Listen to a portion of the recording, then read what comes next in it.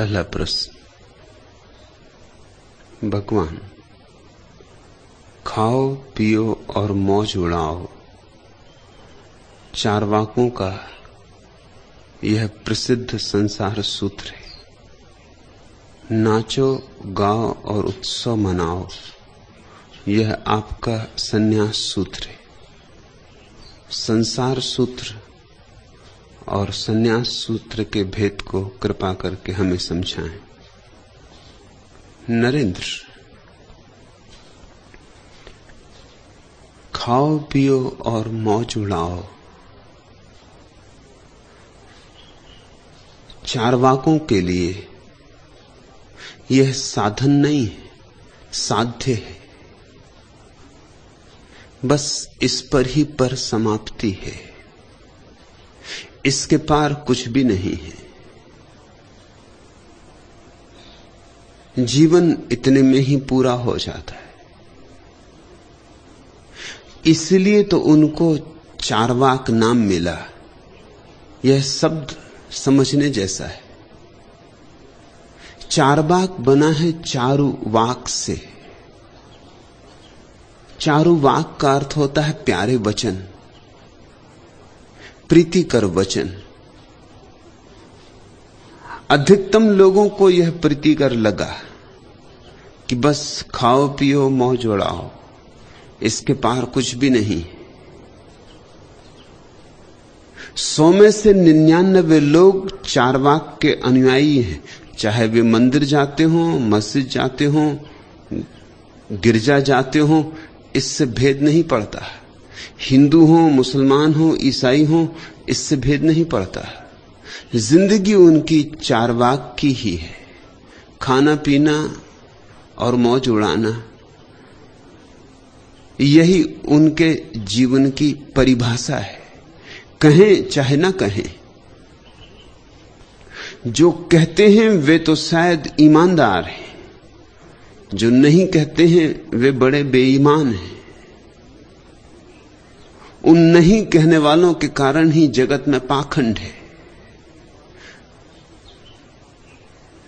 मैं कल ही एक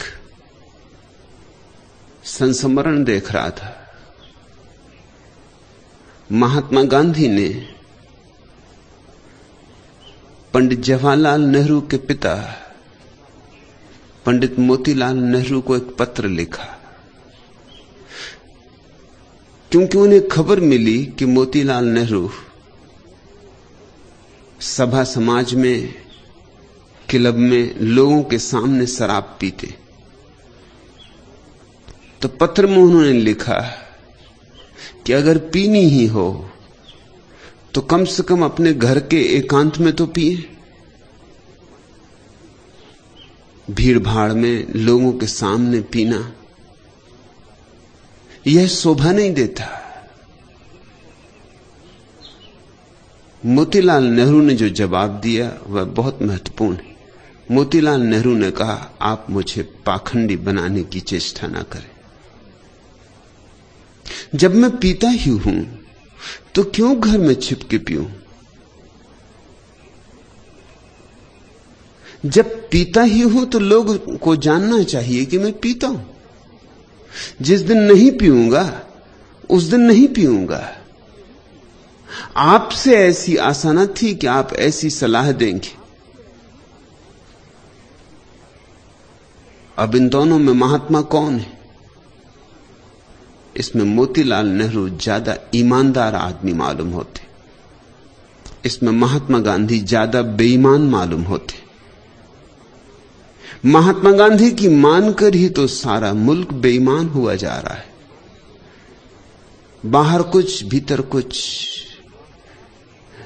घर में लोग शराब पी रहे हैं और बाहर शराब के विपरीत व्याख्यान दे रहे हैं।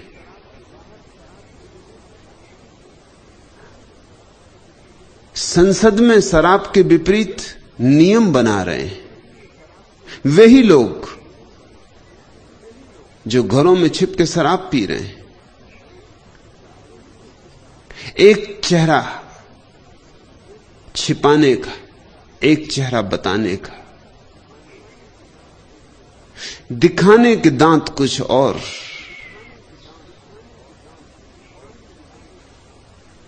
काम में लाने के दांत कुछ और। लोगों को गौर से देखो तो तुम ना तो किसी को हिंदू पाओगे, ना किसी को मुसलमान, न जैन, न बौद्ध, तुम सबको चार्वाकवादी पाओगे। फिर ये हिंदू, जैन, मुसलमान भी जिस स्वर्ग की आकांक्षा कर रहे हैं, वह आकांक्षा बड़ी चार्वाकवादी है। मुसलमानों की बहिश्त में शराब के झरने बहते, बेचारा चार्वाक तो यहीं की छोटी मोटी शराब से राजी है, कुल्हड़ कुल्हड़ पियो उससे राजी, मगर बहिश्त के फरिश्ते कहीं कुल्हड़ों से राजी होते? झरने बहते, जी भर के पियो, डुबकी मारो, तैरो शराब में, तब तृप्ति होगी।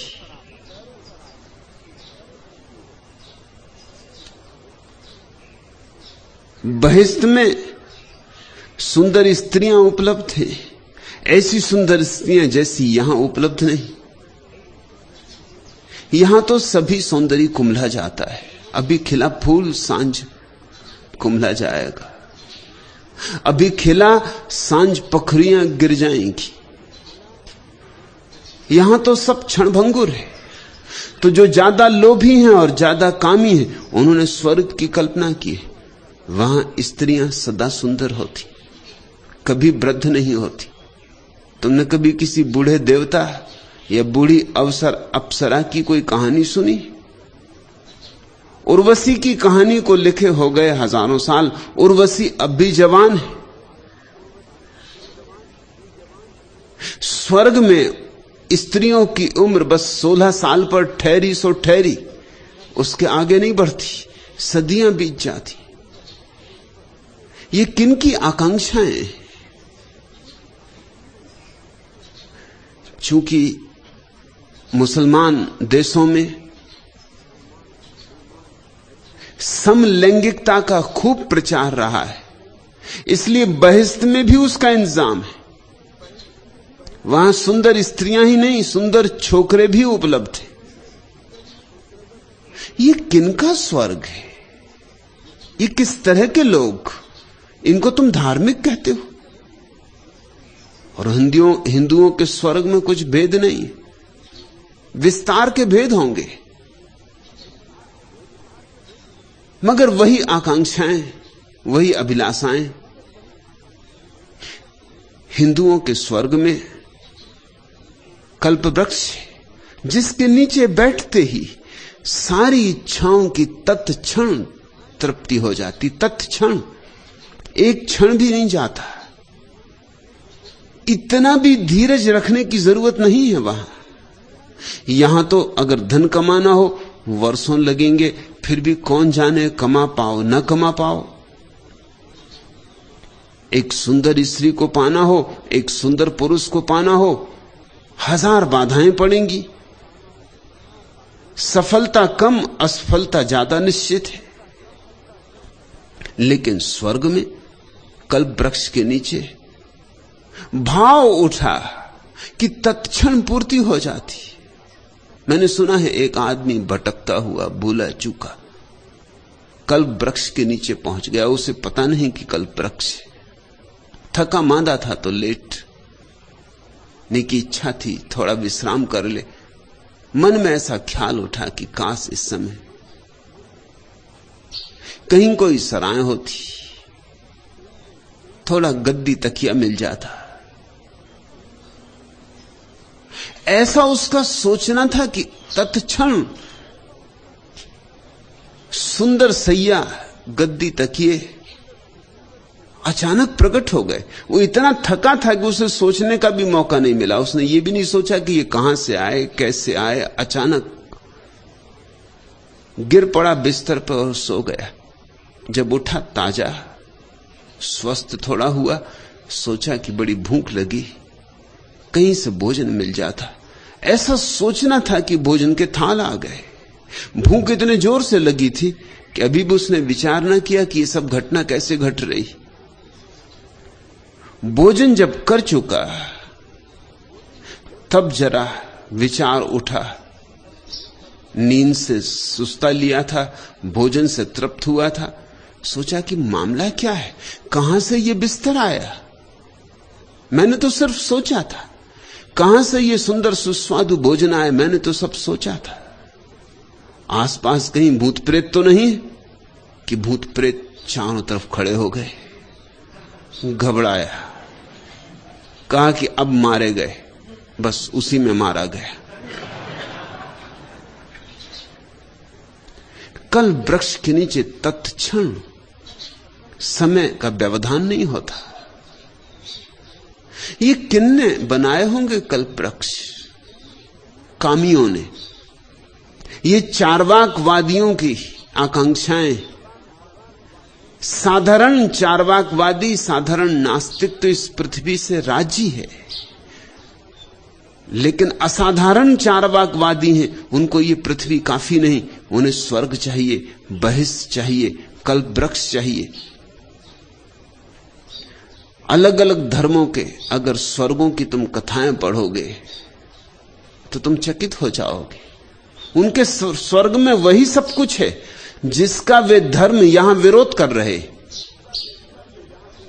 वही सब, जरा भी फर्क नहीं। यहां कैबरे नृत्य का विरोध हो रहा है और इंद्र की सभा में कैबरे नृत्य के सिवा कुछ नहीं हो रहा है।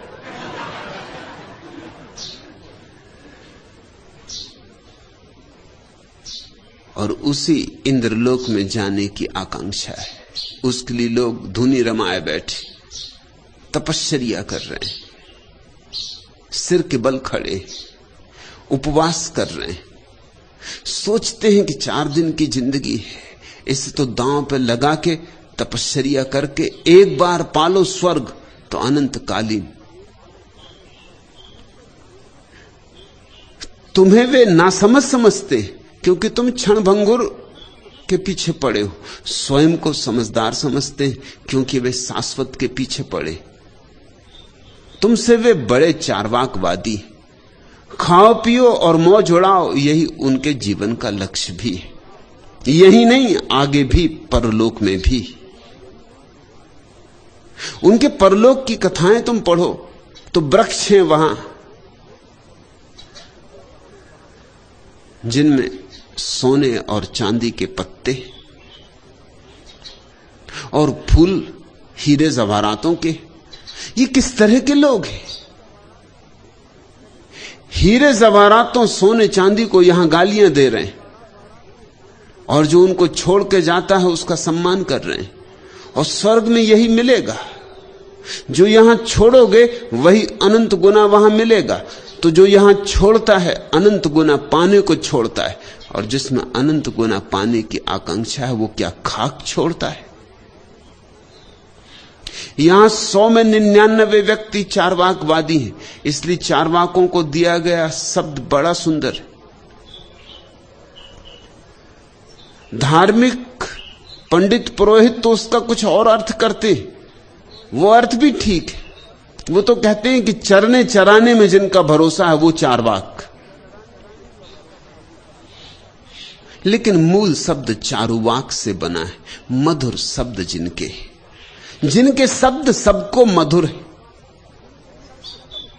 चार्वाकों का एक और नाम है लोकायत। वह भी बड़ा प्रीतिकर नाम है। लोक को जो भाता है वह लोकायत। अधिक लोगों को जो प्रीतिकर लगता है वह लोकायत। लोक के हृदय में जो समाविष्ट हो जाता है वह लोकायत।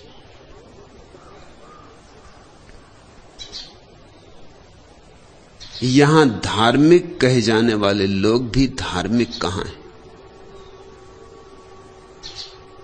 तुम जरा सोचना, अगर परमात्मा प्रकट हो जाए तो तुम उससे क्या मांगोगे? जरा सोचना क्या मांगोगे। अगर परमात्मा कहे कि मांग लो 3 वरदान, क्योंकि पुराने समय से हर कहानी वो 3 ही वरदान, पता नहीं क्यों 3।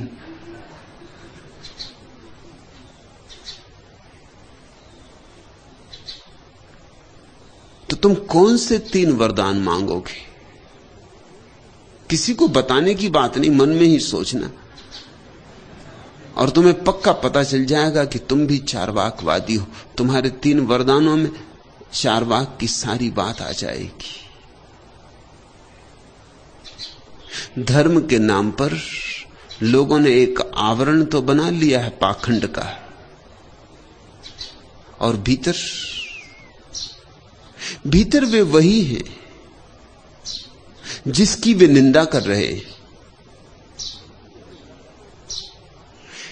मैं भी कहता हूं नाचो गाओ उत्सव मनाओ, लेकिन नाचना गाना और उत्सव मनाना गंतव्य नहीं,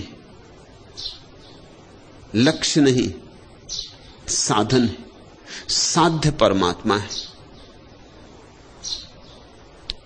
ऐसे नाचो कि नाचने वाला मिट जाए, ऐसा गाओ गीत कि गीत ही बचे गायक खो जाए, ऐसे उत्सव से भर जाओ कि लीन हो जाओ, तल्लीन हो जाओ। उसी तल्लीनता में, उसी लवलीनता में परमात्मा प्रकट होता है।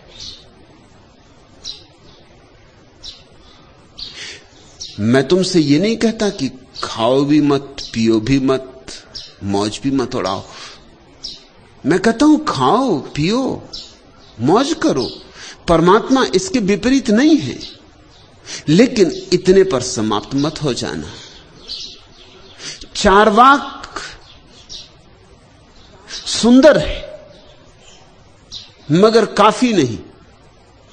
सीढ़ी बनाओ चार्वाक की, मंदिर की सीढ़ी का पत्थर चार्वाक से बनाओ, लेकिन मंदिर में जाना है, मंदिर के देवता से मिलन करना है, और वह देवता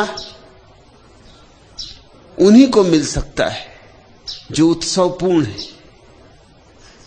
जिनके भीतर गीत की गूंज है, जिनके ओंठों पर आनंद की बांसुरी बज रही है, जिन्होंने पैरों में घुंघर बांधे भजन के, अर्चन के, जिनकी आंखें चांद तारों पर टिकी हैं, जो रोशनी के दीवाने तमसो मां ज्योतिर्गमय, जिनकी एक ही प्रार्थना है कि हे प्रभु ज्योति की तरफ ले चल। अस्तो मां सदगमे, असत से सत की तरफ ले चल। जिनके प्राणों में बस एक ही अभीप्सा है,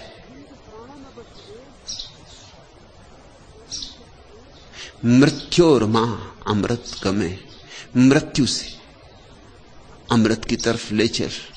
कितनी बार बनाया, कितनी बार मिटाया, ये खेल बहुत हो चुका। अब मुझे शाश्वत में लीन हो जाने दे, विलीन हो जाने दे। अब मैं थक गया हूं होने से।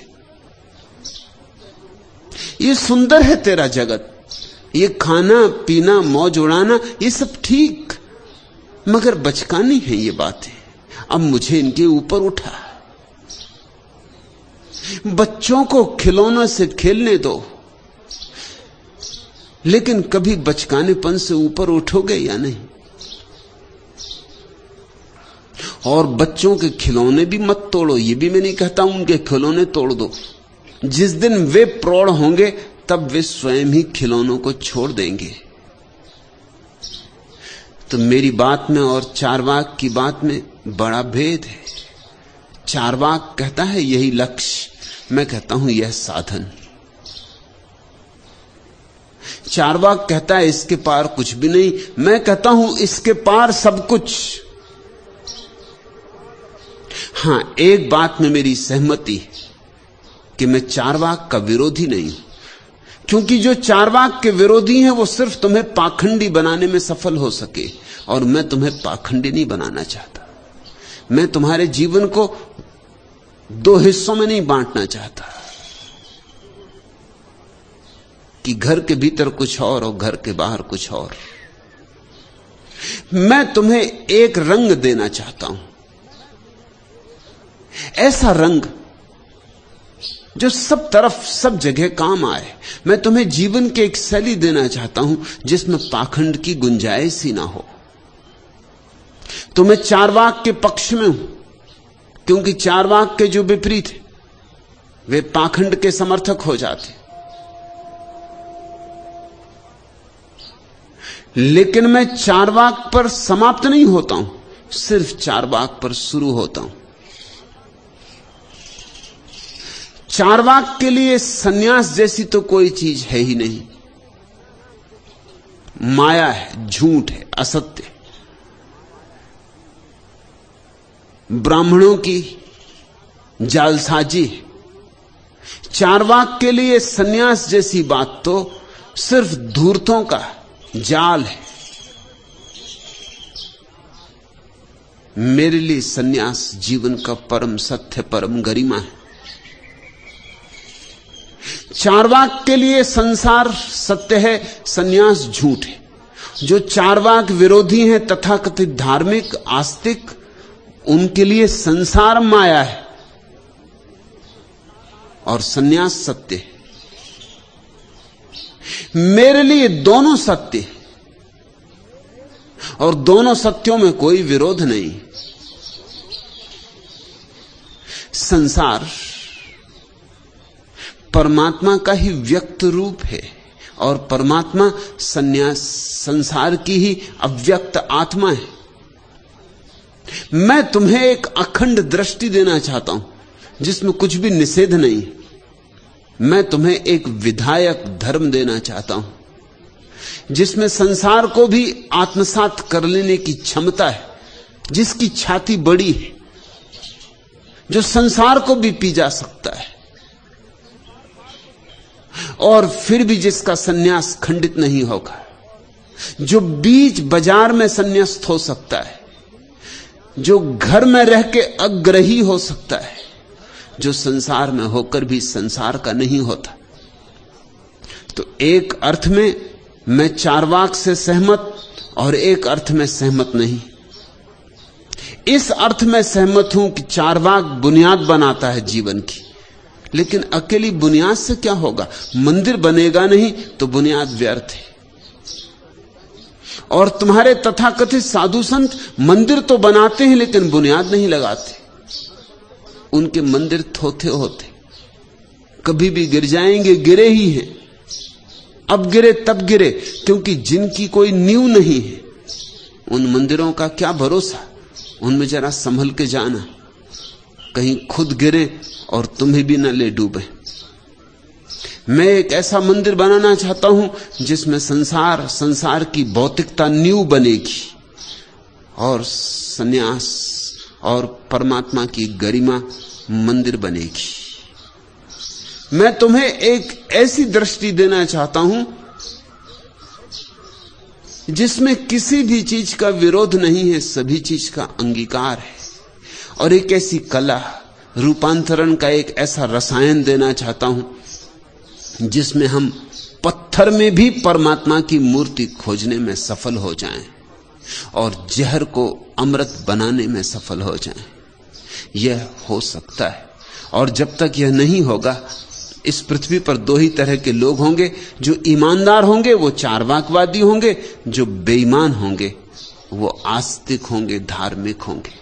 ये कोई अच्छे विकल्प नहीं है कि ईमानदार आदमी को तो चारवाकवादी होना पड़े और धार्मिक आदमी को बेईमान होना पड़े। ये कोई अच्छे विकल्प नहीं है। हमने दुनिया को चुनने के लिए कोई ठीक ठीक राह नहीं दी। मैं तीसरी ही बात कर रहा हूं। मैं कहता हूं बिना बेईमान हुए धार्मिक हुआ जा सकता है, लेकिन तब चारवाक को अंगीकार करना होगा। तब चारवाक को इंकार नहीं किया जा सकता। खाना पीना और मौज जीवन की स्वाभाविकता है। जिन ऋषियों ने कहा अन्नम ब्रह्म, उन्होंने ये समझा होगा तभी कहा। अन्न को जो ब्रह्म कह सके, सोचकर कहा होगा, अनुभव से कहा होगा। अन्न को ब्रह्म कहने का क्या अर्थ हुआ? इसका अर्थ हुआ कि भोजन में भी उसको ही अनुभव करना, स्वाद में भी उसका ही स्वाद लेना। यही चार्वाक को बदलने की कीमिया हुई। खाओ तो उसे, पियो तो उसे, मौज मनाओ तो उसके आसपास, वह न भूले। और परमात्मा को हमने कहा रस रूप, रसो वैसा। और क्या चाहिए? वही रस है। उस रस का प्रमाण दो, तुम्हारी आंखों में उसकी रसधार बहे, तुम्हारे प्राणों में उसका रसगीत गूंजे, तुम्हारा व्यक्तित्व उसके रस की झलक दे, प्रमाण बने।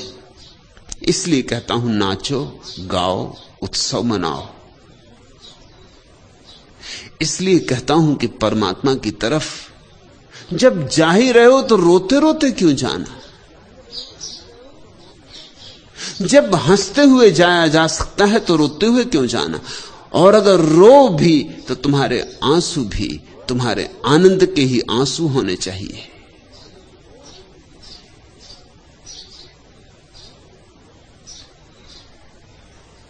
जलो भी तो उसकी आग में जलना, और जब उसकी आग में कोई जलता है तो आग भी बड़ी शीतल होती, और जब उसकी आग में कोई जलता है तो आग भी जलाती नहीं, केवल निखारती।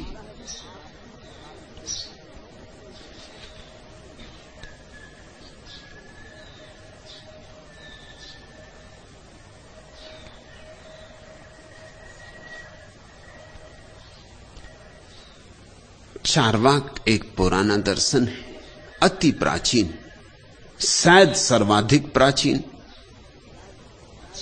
क्योंकि आदिम मनुष्य ने सबसे पहले तो खाओ पियो और मौज मनाओ इसकी ही खोज की होगी। परमात्मा की खोज तो बहुत बाद में हुई होगी। परमात्मा की खोज के लिए तो एक परिष्कार चाहिए। परमात्मा की खोज तो धीरे धीरे जब हृदय शुद्ध हुआ होगा कुछ लोगों का,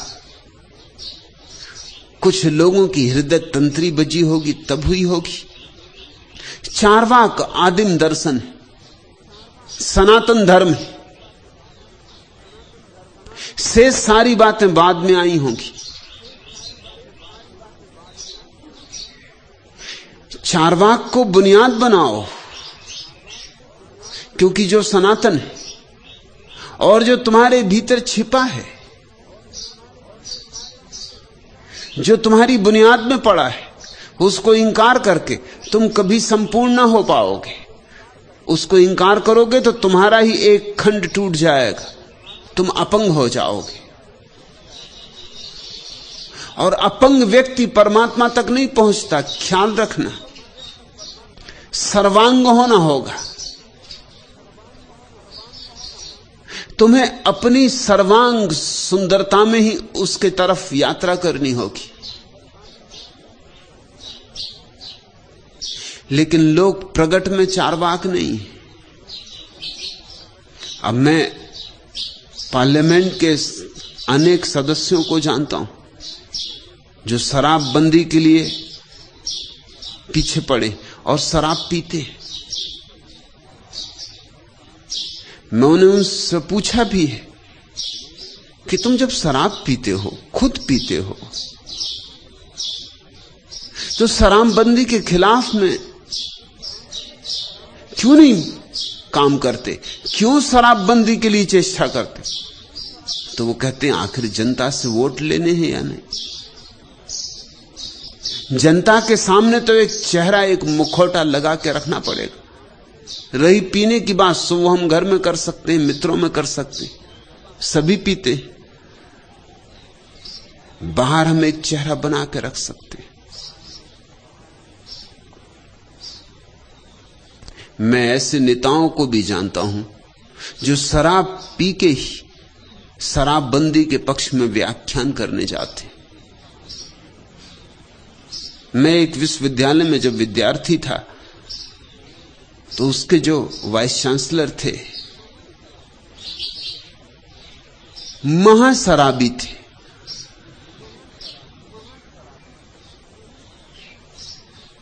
और शराबबंदी के खिलाफ व्याख्यान दिया उन्होंने। और जब व्याख्यान दिया तो वो इतना पिए हुए थे कि उनकी गांधीवादी टोपी 2 बार गिरी। पहली बार गिरी तो उन्होंने टटोल के अपने सिर पर रख ली। जब दूसरी बार गिरी, इतने नशे में थे कि उन्होंने बगल के आदमी की टोपी उतार के अपने सिर पर रख ली।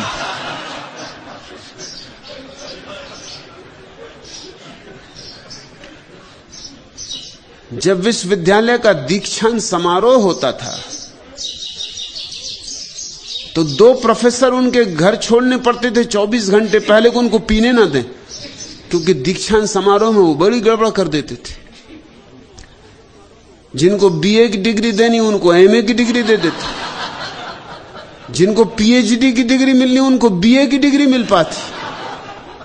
ऐसा जब एक बार हो चुका और फिर वहां बीच में उनको टोकना भी संभव नहीं था, वही सबसे बड़े अधिकारी थे। मैंने उनसे पूछा कि कम से कम जिस दिन शराबबंदी के पक्ष में आपको बोलना था उस दिन तो ना पीते। उन्होंने कहा मैं पीऊं ना तो मैं बोल ही नहीं सकता। जब पी लेता हूं तभी तो इस तरह की व्यर्थ की बातें बोल सकता हूं, नहीं तो बोल ही नहीं सकता।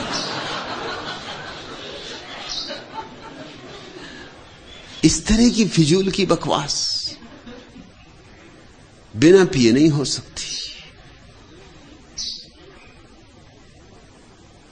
मुरारजी भाई देसाई के मंत्रिमंडल में जितने लोग हैं उनमें से कम 75% शराब पीते। इससे ज्यादा भला पीते हो। जिन लोगों ने ठीक हिसाब लगाया वो तो कहते हैं 90%, लेकिन मैं कहता हूं थोड़ा कम करके, ताकि अगर अदालत में भी मुझे प्रमाण देना पड़े तो मैं दे सकूं। 75% तो निश्चित पीते।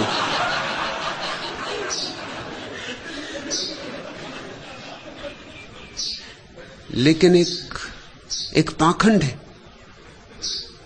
जो धार्मिक आदमी में पाया जाता है। कहता कुछ, करता कुछ, दिखाता कुछ, होता कुछ। हमने 2 ही विकल्प छोड़े हैं आदमी के लिए, या तो वो शुद्ध भौतिकवादी हो, वह भी अच्छा नहीं, क्योंकि उससे जीवन बड़ा सीमित हो जाता है। आकाश से संबंध टूट जाता है। पृथ्वी पर सरकना ही हमारे जीवन की नियति हो जाती। फिर हम आकाश में उड़ नहीं सकते, फिर सूर्य की ओर उड़ान नहीं भर सकते, और या फिर पाखंड हमारे हाथ में लगता है।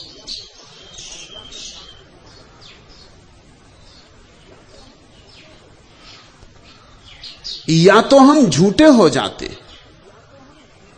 ऐसे झूठे कि हमें याद भी नहीं पड़ता कि हम झूठे हो गए। अगर कोई झूठ ही झूठ बोलता रहे जीवन भर तो झूठ भी सच जैसा मालूम होने लगता है।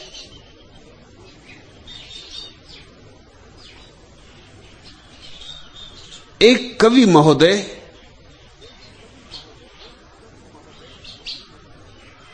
कविता पाठ करने के पहले हूटरों को सचेत करते हुए बोले, देखिए यदि आपने मुझे हूट किया तो मैं आत्महत्या कर लूंगा। यह कथन सुनकर हा हा ही कर रहे सारे हूटर गंभीर हो गए। थोड़ी देर बाद उनमें से एक हूटर ने प्रश्न किया कि क्या आप सचमुच ही आत्महत्या कर लेंगे? कवि महाराज ने कहा, बिल्कुल बिल्कुल निश्चित है ये बात, ये तो मेरी पुरानी आदत है, मैं तो सदा ऐसा करता रहा हूं।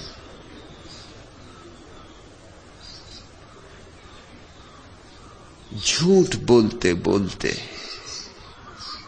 एक ऐसी सीमा आ जाती कि तुम्हें पहचान में ही ना आएगा स्वयं कि तुम झूठ बोल रहे हो। निरंतर दोहराए गए झूठ सच जैसे मालूम होने लगते। पाखंड धर्म बन गया है।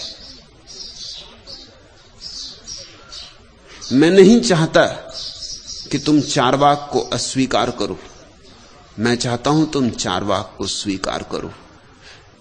चारवाक की स्वीकृति बिल्कुल स्वाभाविक है, प्राकृतिक है। सुस्वादु भोजन में पाप क्या है? खाने पीने में और मौज उड़ाने में मनुष्य की गरिमा है, महत्ता है। तुम जरा देखो, पशु भी खाते पीते। पशुओं के खाने पीने में और आदमी के खाने पीने में फर्क क्या है? एक ही फर्क है कि कोई पशु खाने पीने में उत्सव नहीं मनाता। अगर एक कुत्ते को रोटी मिल गई तो वो 4 और कुत्तों को निमंत्रित नहीं करता कि आओ भाई।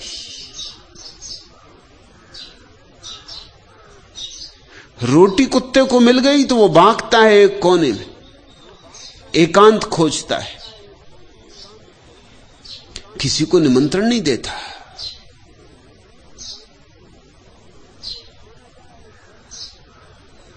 कहीं कोई आ ना जाए इस डर से पीठ कर लेता दूसरों की तरफ।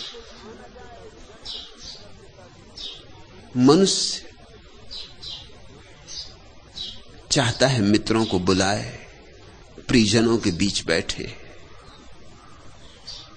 भोजन को उत्सव बना लेता है। वहां मनुष्य की संस्कृति है, सभ्यता है।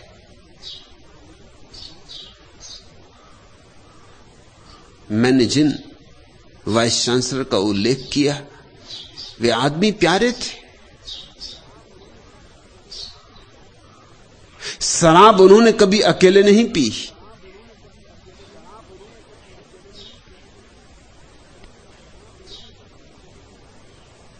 कभी अगर मित्र उनके घर इकट्ठे ना हो पाए तो वो बिना पिए सो जाते थे। मैंने पूछा ऐसा क्यों? उन्होंने कहा अकेले पीने में क्या अर्थ, पीने का मजा तो 4 के साथ है।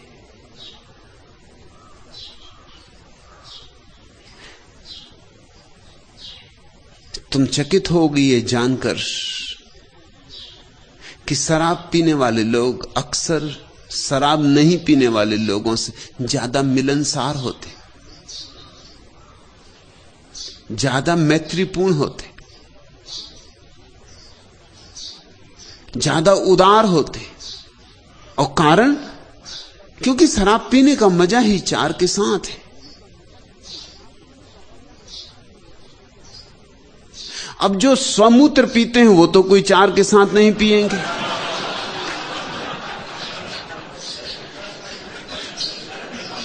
वो तो हो जाएंगे एकंडे, वो तो छिपके पिएंगे।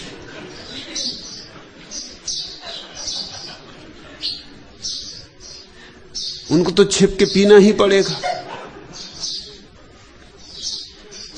उनमें किसी तरह की मनुष्यता नहीं हो सकती। मोरारजी देसाई जब जवान थे तो एक लड़की से शादी करना चाहते थे, पिता पक्ष में नहीं थे। बात इतनी बिगड़ गई कि पिता ने कुएं में कूद के आत्महत्या कर ली।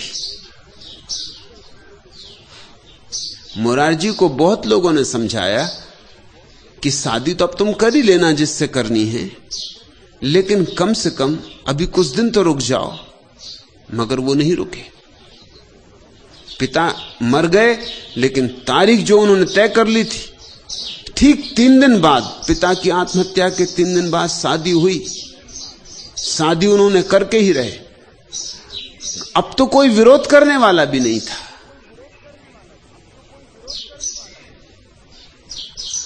अब तो अगर महीने 15 दिन रुक जाते तो कुछ हर्ज ना था, लेकिन एक तरह की अमानवीयता।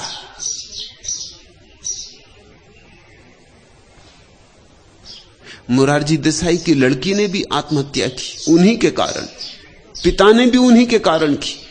और डर यह है कि पूरा मुल्क कहीं उनके कारण न करे।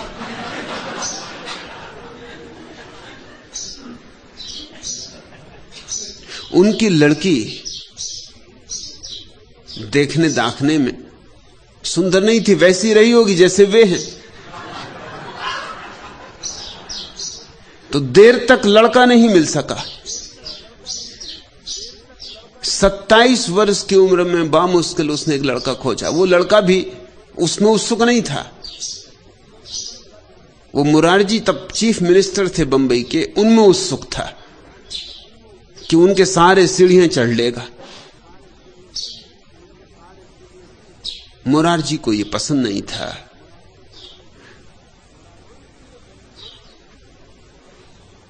जानते हुए भली भांति कि उनकी लड़की को लड़का मिलना मुश्किल है, उनका ही ढंग ढर्रा लड़की में था। अब ये बामुश्किल मिल गया है किसी बहाने सही, मगर चूंकि उन्होंने विरोध किया, लड़की ने आत्महत्या कर ली, क्योंकि उससे भविष्य में कोई आशा ही नहीं थी कि कोई दूसरा लड़का मिल सकेगा।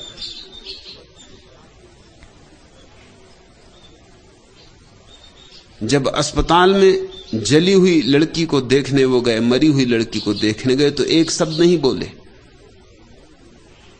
डॉक्टर चकित,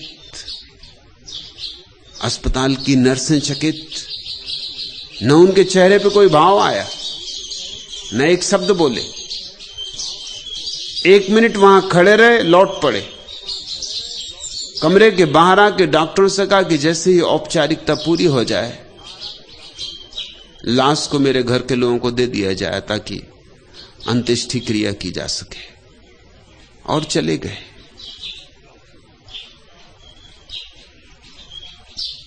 ऐसी कठोरता,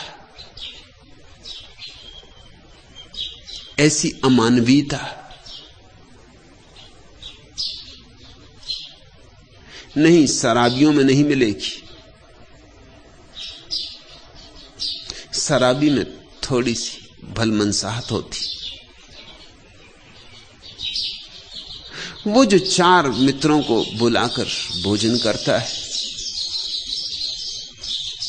उसमें थोड़ी भलमनसाहत होती, थोड़ा मिलनसारिता होती, उसमें मैत्री का भाव होता है।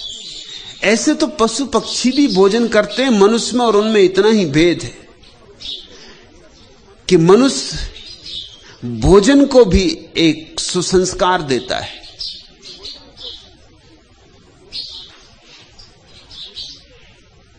टेबल है, कुर्सी है, चम्मच है,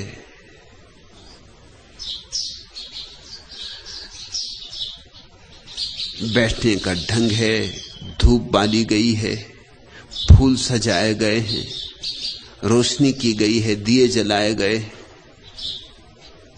इस सब के बिना भी भोजन हो सकता है। ये सब भोजन का अंग नहीं है, लेकिन ये सब भोजन को एक संस्कार देता है, एक सभ्यता देता है। अकेले में एक कोने में बैठ के शराब पी जा सकती, लेकिन जब तुम 5 मित्रों को बुला के गपशप करके गीत गा के पीते हो तो पीने का मजा और है। चारवाक को इंकार करने के लिए मैं राजी नहीं हूं, चारवाक मुझे पूरा स्वीकार है, लेकिन चारवाक पर रुकने को भी मैं राजी नहीं। इतना ही काफी नहीं है। मिलनसार होना अच्छा, खाने पीने को संस्कार देना अच्छा, मैत्री अच्छी, मगर इतना ही पर्याप्त नहीं है। परमात्मा की तलाश भी करनी, और चारवाक में और परमात्मा की तलाश करने में मुझे कोई विरोध नहीं दिखाई पड़ता। सच तो यह है, मुझे दोनों में एक संगति दिखाई पड़ती, एक सेतु दिखाई पड़ता है। मैं तुमसे नहीं कहता कि पाखंडी बनो,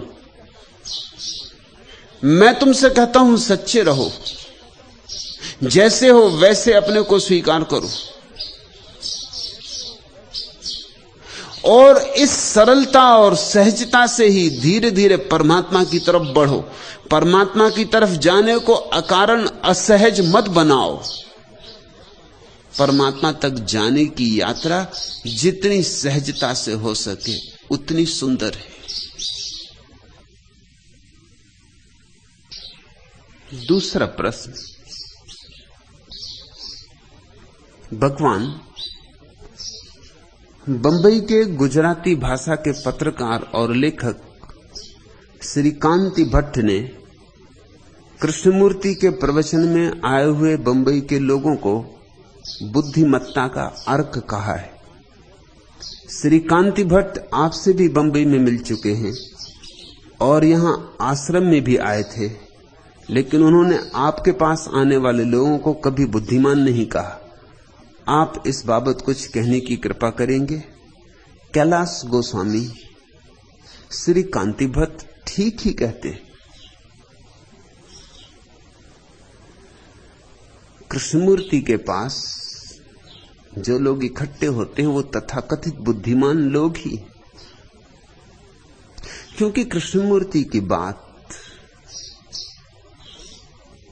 बस गणित और तर्क की बात है, उसमें हृदय नहीं, उसमें भाव नहीं, भक्ति नहीं, उसमें जीवन का गीत नहीं, केवल जीवन का शुष्क विश्लेषण, उसमें जीवन का नृत्य नहीं, सिर्फ नृत्य का गणित है। और दोनों बातों में भेद है। एक तो वीणा कोई बजाए और एक कोई वीणा के संगीत को कागज पर लिपिबद्ध किया जा सकता है। संगीत की लिपि होती, कागज पर लिपिबद्ध किया जा सकता है। उस कागज पर लिपिबद्ध संगीत का विश्लेषण करें। दोनों में बड़ा भेद है। कुछ लोग जो विश्लेषण प्रिय हैं, जो चीजों को खंड खंड करके, टुकड़े टुकड़े करके उनकी व्याख्या करने में रस लेते, कृष्णमूर्ति में उन्हें बहुत आकर्षण मालूम होगा। मेरी उत्सुकता तर्क में नहीं, मेरी उत्सुकता प्रेम में, मेरी उत्सुकता गणित में नहीं, मेरी उत्सुकता गीत में, मेरी उत्सुकता लिपिबद्ध संगीत में नहीं है, वीणा को बजाने में।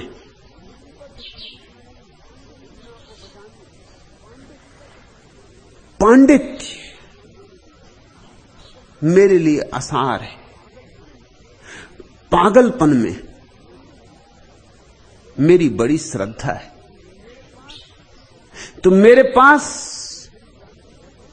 तो श्री कांति भट्ट को कैसे यह लग सकता है कि यहां बुद्धिमत्ता का अर्क? यहां तो लगता होगा दीवाने इकट्ठे हुए, पागल इकट्ठे हुए, मस्ताने इकट्ठे हुए। यह तो है ही मधुशाला।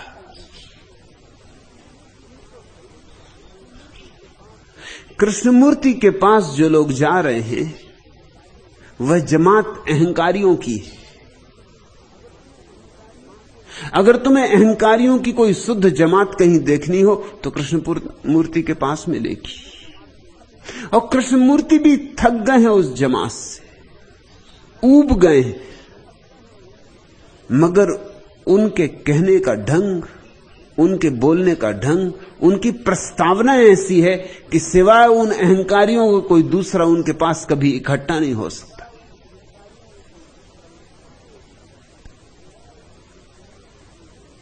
कृष्णमूर्ति स्वयं तो ज्ञान को उपलब्ध है, लेकिन उनकी अभिव्यक्ति शुष्क है।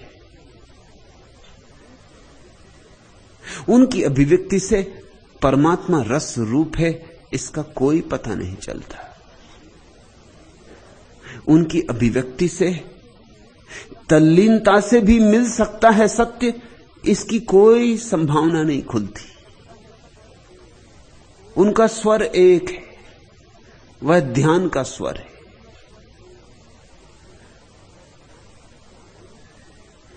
जागरूक होना है, चित्त को जाग कर देखते रहना है, सजग होकर। यह एक मार्ग है, बस एक मार्ग। एक दूसरा मार्ग भी है ठीक इसके विपरीत, वह प्रेम का मार्ग है। डूब जाना है, लीन हो जाना है, जागरूक, दूर दूर नहीं खड़े रहना है, तल्लीन हो जाना है। मैं दोनों ही मार्गों की बात कर रहा हूं, क्योंकि जगत में दोनों तरह के लोग हैं।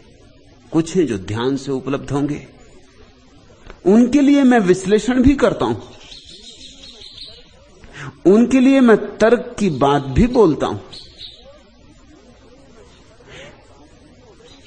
और कुछ हैं जो प्रेम से उपलब्ध होंगे, उनके लिए मैं मादक गीत भी गाता हूं। चूंकि मैं दोनों विपरीत बातें एक साथ बोलता हूं, चूंकि दोनों विरोधाभासों को एक साथ एक संगति में लाता हूं,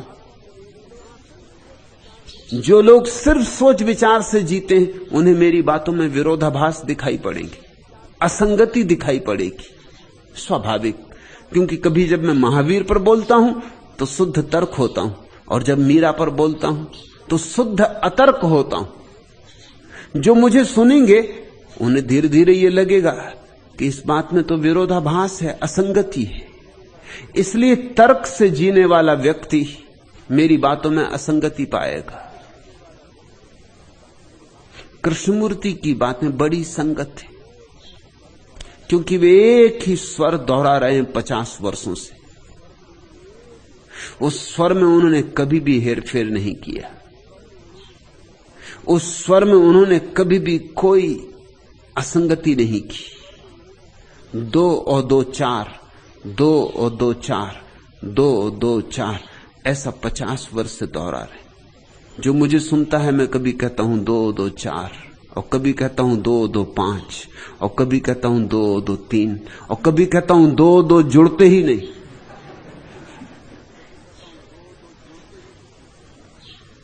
और कभी कहता हूं कि 2 और 2 तो सदा से एक ही हैं, जोड़ोगे कैसे? तो मेरे पास एक और ही तरह का व्यक्ति इकट्ठा हो रहा है, एक और ही अन्यथा प्रकार का। कृष्णमूर्ति के पास केवल वही लोग इकट्ठे होते हैं जिन्हें यह भ्रांति है कि वे बुद्धिमान हैं। पाया क्या? इकट्ठे होते रहे, सुनते भी रहे, संग्रह भी बढ़ गया सूचनाओं का। मिला क्या?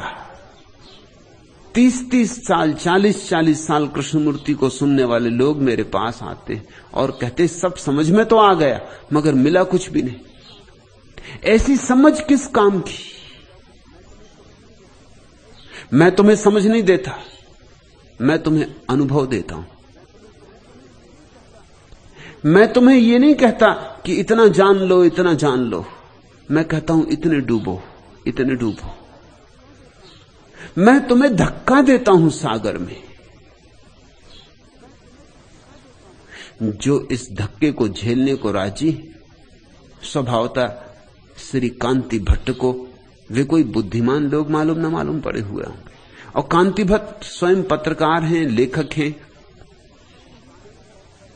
तो स्वयं भी गणित और तर्क से ही सोचते होंगे। गणित और तर्क के पार भी एक विराट आकाश है, इसकी उन्हें कोई खबर नहीं। जो मुझे समझेंगे वे मेरी बातों में कृष्णमूर्ति को भी पा सकते। जो कृष्णमूर्ति को समझेंगे वे कृष्णमूर्ति की बातों में मुझे नहीं पा सकते। कृष्णमूर्ति का तो छोटा सा आंगन है, साफ सुथरा। कृष्णमूर्ति की तो छोटी सी बगिया है, साफ सुथरी। बगिया भी विक्टोरिया के जमाने की, इंग्लैंड की बगिया, कटी छटी, साफ सुथरी, सिमेट्रिकल। एक झाड़ इस तरफ तो दूसरा झाड़ ठीक उसके ही अनुपात का, माप का दूसरी तरफ। लान कटा हुआ। कृष्णमूर्ति में बहुत कुछ है जो विक्टोरियन है। वो असल में बड़े हुए इस तरह के लोगों के साथ, एनी बिसेंट, लीडबिटर, इन लोगों के साथ बड़े हुए। इन्होंने पाला पोसा, इन्होंने शिक्षा दी, इंग्लैंड में बड़े हुए, वो छाप उन पर रह गई। तो मेरे बगीचे को देखो, जंगल है। जैसा मेरा बगीचा है वैसा ही मैं हूं। कहीं कोई सिमिट्री नहीं, कोई तालमेल नहीं। एक झाड़ ऊंचा, एक झाड़ छोटा, रास्ते तिरछे तिरछे।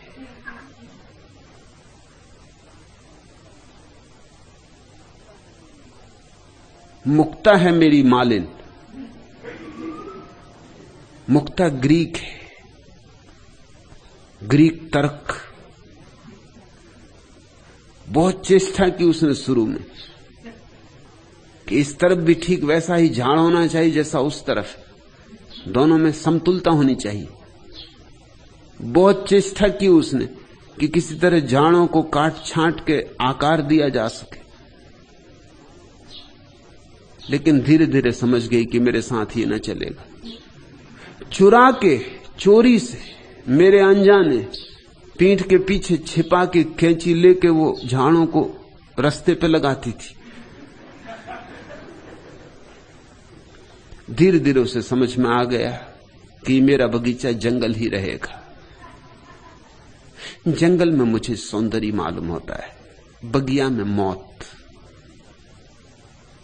आदमी का कटा छटा हुआ बगीचा सुंदर नहीं हो सकता,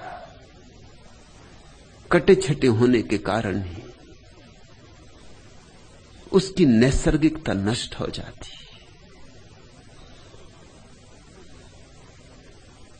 मैं नैसर्गिक का प्रेमी हूं और निसर्ग बड़ा है, निसर्ग बहुत बड़ा है। एक ज़ैन फकीर ने एक सम्राट को बागवानी की शिक्षा दी, और जब शिक्षा पूरी हो गई तो वो परीक्षा लेने उसके बगीचे में आया। सम्राट ने 1000 माली लगा रखे थे और परीक्षा के दिन के लिए 3 वर्ष तैयारी की थी, और सोचता था कि गुरु आके प्रसन्न हो जाएगा। कोई भूल चूक न छोड़ी थी, यही भूल चूक थी। ये तो बहुत बाद में पता चला। बिल्कुल समग्र रूपेण बगिया पूर्ण थी, यही अपूर्णता थी, क्योंकि पूर्ण चीजों में मृत्यु आ जाती। जहां पूर्णता है वहां मृत्यु छा जाती। जब गुरु आया तो सम्राट सोचता था, अपेक्षा करता था बहुत प्रसन्न होगा, आह्लादित होगा, लेकिन गुरु बड़ा उदास होता चला गया। जैसे जैसे बगिया में भीतर गया और उदास होता चला गया। सम्राट ने कहा, आप उदास? मैंने बहुत मेहनत की है, एक एक नियम का परिपूर्णता से पालन किया है। गुरु ने कहा, वही चूक हो गई। तुमने नियमों का इतनी परिपूर्णता से पालन किया है कि सारा निसर्ग नष्ट हो गया। ये बगीचा झूठा मालूम पड़ता है, सच्चा नहीं। और मुझे सूखे पत्ते नहीं दिखाई पड़ते। सूखे पत्ते कहां हैं? जहां इतने वृक्ष हैं वहां एक सूखा पत्ता रास्तों पर नहीं। सम्राट ने कहा, आज ही सारे सूखे पत्ते इकट्ठे करवा के मैंने बाहर फेंकवा दिए कि आप आते हैं तो सब शुद्ध रहे। टोकरी उठाकर बूढ़ा गुरु बाहर गया, रास्ते पर फेंक दिए गए सूखे पत्तों को ले आया, टोकरी में भर के फेंक दिए रास्तों पर। आई हवाएं, सूखे पत्ते खड़खड़ की आवाज करके उड़ने लगे, और गुरु प्रसन्न हुआ। उसने कहा, आप देखते हो, थोड़ा प्राण आया। ये आवाज देखते हो, ये संगीत सुनते हो, ये सूखे पत्तों की खड़खड़, इसके बिना मुर्दा था तुम्हारा बगीचा। मैं फिर आऊंगा साल भर, फिर तुम फिक्र करो। अब की बार फिक्र करना कि इतनी पूर्णता ठीक नहीं, कि इतना नियमबद्ध होना ठीक नहीं। कि थोड़ी अपूर्णता शुभ है, कि थोड़े नियम का उल्लंघन शुभ है, क्योंकि निसर्ग को मौका मिले। तुमने बिल्कुल अनुशासनबद्ध कर दिए सारे वृक्ष, जैसे सिपाही हों। तुमने वृक्षों की मौलिकता छीन ली, उनकी अद्वितीयता छीन ली। कोई वृक्ष किसी दूसरे वृक्ष जैसा नहीं है, प्रत्येक वृक्ष बस अपने जैसा है।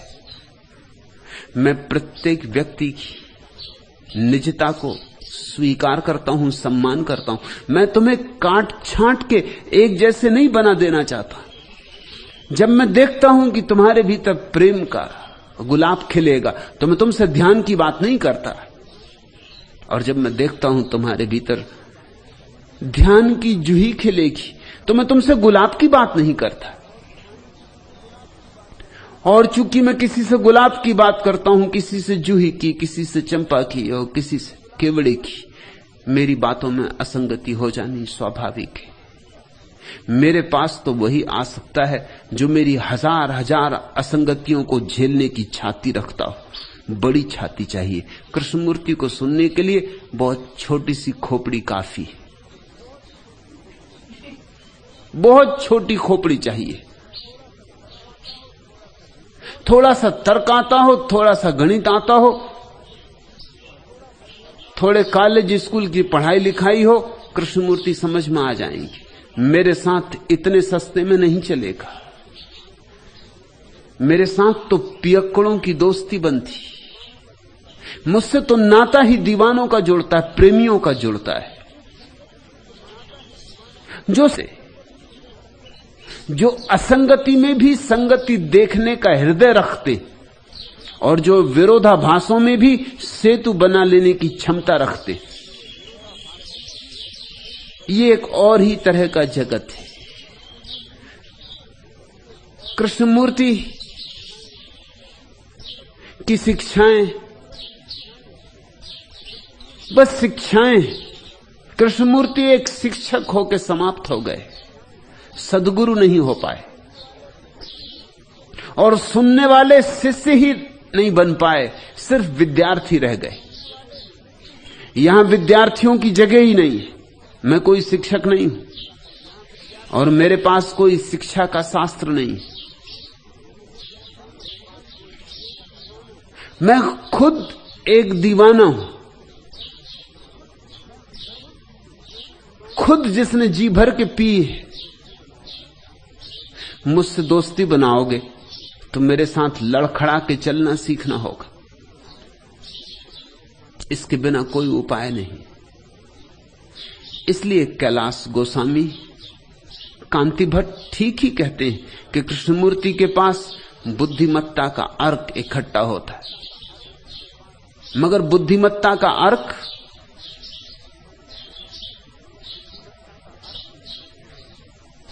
जरा भी मूल्य का नहीं, 2 कौड़ी उसका मूल्य नहीं। कोई 15 वर्षों तक मेरे पास भी उसी तरह के लोग इकट्ठे होते थे, फिर मुझे उनके साथ छुटकारा करने में बड़ी मेहनत करनी पड़ी। वही बुद्धिमत्ता का अर्क मेरे पास इकट्ठा होता था। जो लोग कृष्णमूर्ति को सुनने जाते हैं वही मुझे भी सुनने आते थे। करीब करीब वही लोग, मुझे उनसे छुटकारा पाने के लिए बड़ी मेहनत करनी पड़ी, बामुश्किल उनसे छुटकारा कर पाया, क्योंकि उन्होंने कृष्णमूर्ति का जीवन खराब किया। उन्होंने कृष्णमूर्ति के जीवन से जो लाभ हो सकता था वो नहीं होने दिया। सारी बातें बस बुद्धि की होकर रह गई, और मैं नहीं चाहता था कि मेरे पास बस वही बातें चलती रहे। और एक कठिनाई होती, अगर तुम्हारे पास एक ही तरह की जमात इकट्ठी हो जाए तो मुश्किल हो जाती। वो जो भाषा समझती उसी भाषा में तुम्हें बोलना पड़ता। मैं चाहता था मेरे पास सब रंगों सब ढंगों के लोग हो। मैं चाहता था मेरे पास इंद्रधनुष हो सातों रंग के लोग हो। मैं चाहता था मेरे पास एक तारा ना हो, मेरे पास सब तरह के वाद्य हों, कि मैं एक ऑर्केस्ट्रा बनाऊं जिसमें सारे वाद्य सम्मिलित हो सके। वे लोग जो मेरे पास एक तारा लेके इकट्ठे हो गए तो उनसे छुटकारा पाने में मुझे बड़ी मुश्किल हुई। उनसे छुटकारा पाना जरूरी था, क्योंकि उनकी जमात जो भाषा समझती थी वही भाषा मुझे बोलनी पड़ती थी। अब मेरे पास एक जमात है कि मैं जो भाषा बोलता हूं उसी भाषा को समझने के लिए वो राजी, क्योंकि वह मेरे हृदय को पहचानती। अब मेरे शब्दों पर मेरे सन्यासियों को बहुत चिंता नहीं करनी पड़ती। वे मेरे शब्दों में मेरे भाव को पढ़ते, वे मेरे शब्दों में मेरे अर्थ को सुनते।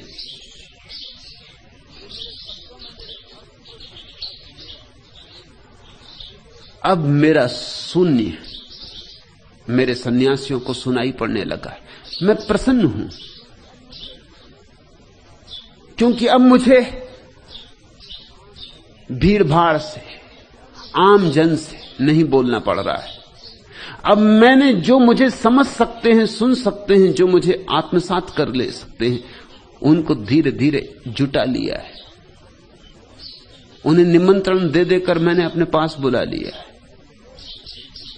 अब मेरे पास ऐसे लोग हैं कि उनकी कोई अपेक्षा नहीं है मुझसे कि मैं यही बोलूं, कि ऐसा ही बोलूं।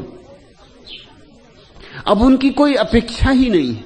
वो मुझे पीने को राजी, जैसा मैं हूं वैसा पीने को राजी हूं। आज जो पिलाऊंगा वही पीने को राजी। वो ये नहीं कहेंगे कि कल तो आप कुछ और ही पिलाते थे, आज कुछ और पिलाने लगे। कल कल था, आज आज है, और कल आने वाला कल होगा। अब उनकी चिंता नहीं है संगति बिठाने की।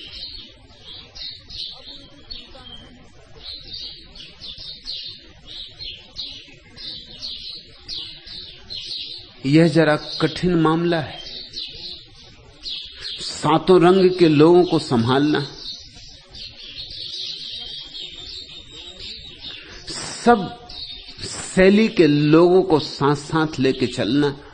इसका मजा भी बहुत है, इसकी झंझट भी बहुत है। कृष्णमूर्ति झंझट से तो बच गए,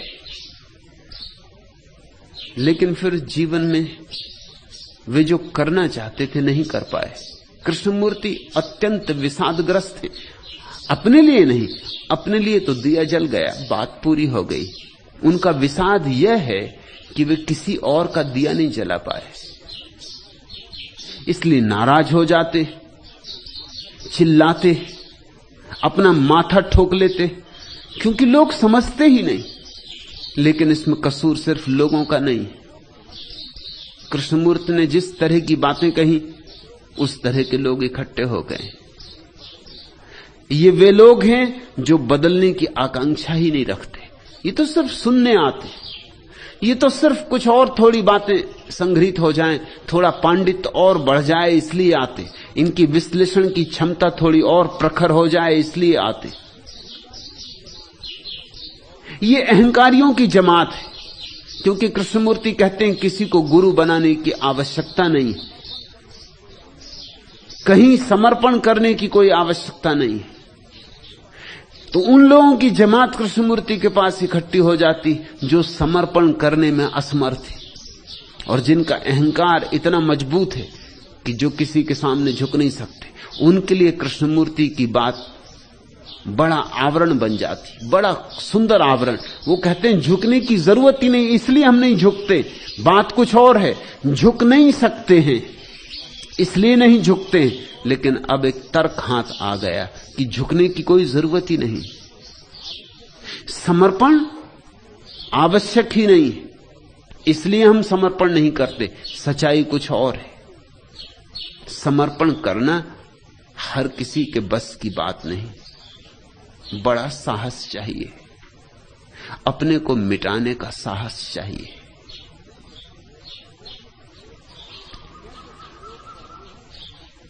मैं जो प्रयोग कर रहा हूं वो पृथ्वी पर अनूठा है। इसलिए श्री कांति भट्ट जैसे लोग उसे नहीं समझ पाएंगे। मैं जो प्रयोग कर रहा हूं उसे समझने में सदियां लग जाएंगी। अब तक दुनिया में बहुत प्रयोग हुए। बुद्ध ने एक भाषा बोली, संगत भाषा, एक तरह के लोग इकट्ठे हो गए। महावीर ने दूसरी भाषा बोली, संगत भाषा, दूसरे तरह के लोग इकट्ठे हो गए। चैतन्य ने तीसरी भाषा बोली, संगत भाषा, तीसरे तरह के लोग इकट्ठे हो गए। चैतन्य के पास जो लोग इकट्ठे हुए वो झांझ, मंजीरा, ढोलक, मृदंग लेके इकट्ठे हुए, नाचे गाए। बुद्ध के पास जो लोग इकट्ठे हुए उन्होंने विपस्सना की, आंख बंद की, शांत होकर बैठे। महावीर के पास जो इकट्ठे हुए उन्होंने उपवास किया, शरीर की शुद्धि की। अलग अलग लोग, उनकी अलग अलग विधि, उनके अनुकूल लोग इकट्ठे होते रहे। मैं जो प्रयोग कर रहा हूं वो अनूठा है, कभी किया नहीं गया। कभी किसी ने इतनी झंझट मोल लेना चाहिए भी नहीं। यहां विपस्सना भी चल रहा है। जो लोग शांत बैठना चाहते हैं, मौन होना चाहते हैं, उनके लिए भी द्वार है। जो लोग नाचना चाहते हैं मृदंग की थाप पर, उनके लिए भी द्वार है। जो अकेले में एकांत में बांसुरी बजाना चाहते हैं, उनके लिए भी द्वार है। और जो बहुतों के साथ संगीत में लीन होना चाहते हैं, उनके लिए भी द्वार है। मैं एक मंदिर बना रहा हूं जिस मंदिर में सभी द्वार होंगे। मस्जिद का भी द्वार होगा, और गिरजे का भी, और गुरुद्वारे का भी, मंदिर का भी, सिनागाग का भी, जिसमें सारे द्वार होंगे।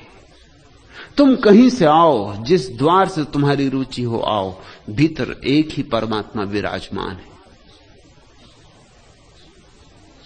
ये की बात है। इतने भिन्न भिन्न लोगों को साथ संभाल के चलना कठिन काम, लेकिन बात लगता है बनी जा रही, बनते बनते बन रही, लेकिन बनी जा रही।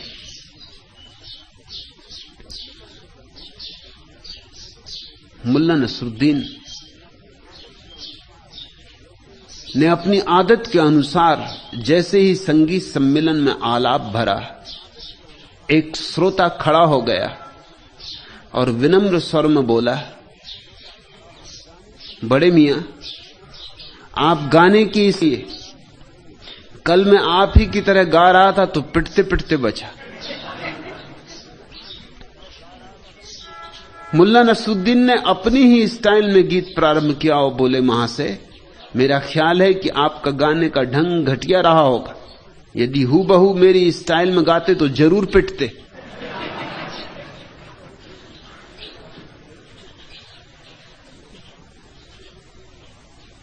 मेरे पास जो घटित हो रहा है वह अघटित होने जैसी बात है। उसे समझने में सदियां लगेंगी। उसे संबुद्धि पर्याप्त नहीं होगी, हृदय की गहराई चाहिए होगी। उसे समझने में सिर्फ तर्क काम नहीं देगा, क्योंकि मेरे पास जो लोग इकट्ठे हो रहे हैं वो बुद्धिमत्ता का अर्क नहीं है, समग्रता का अर्क है। उसमें उनका तन भी जुड़ा है, उसमें उनका मस्तिष्क भी जुड़ा है, उसमें उनका हृदय भी जुड़ा है, उसमें उनकी आत्मा भी जुड़ी। कृष्णमूर्ति के पास जो लोग इकट्ठे हो रहे हैं वो बुद्धिमत्ता के अर्क है। मेरे पास जो लोग इकट्ठे हो रहे हैं वो समग्रता के अर्क है। यह बात और है। यह बड़ा आकाश कोई छोटा आंगन नहीं है। छोटे आंगन को साफ सुथरा रखा जा सकता है, लीपा पोता जा सकता है।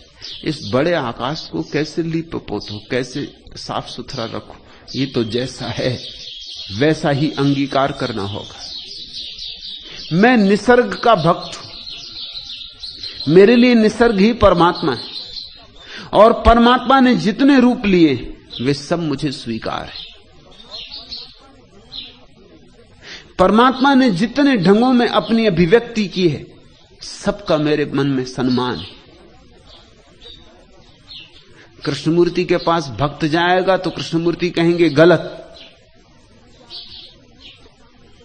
ये मंदिर की पत्थर की मूर्ति के सामने सिर पटकने से क्या होगा?